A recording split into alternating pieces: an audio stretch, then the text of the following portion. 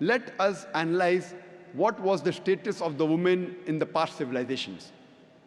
When we read the history of Babylonian civilization, it says that women were ill-treated. And if a man committed murder, his wife was put to death. This was the law.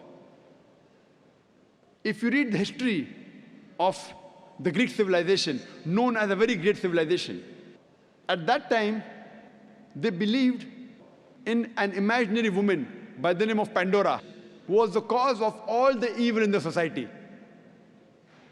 In that great Greek civilization, women were used for sex and pleasure. Prostitution was common.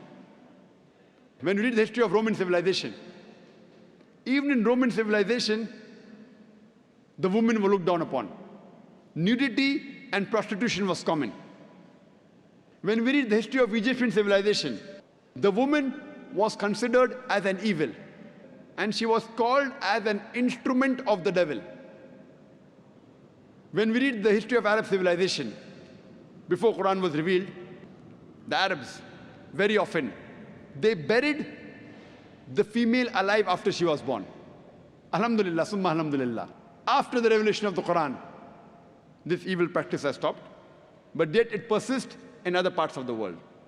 Islam, alhamdulillah, uplifted the woman. Muhammad sallallahu alaihi wasallam, Prophet Muhammad, peace be upon him, was the major benefactor in giving the rights to the woman. And after Islam has given rights to the woman, it has even shown us a way how that woman should maintain a status.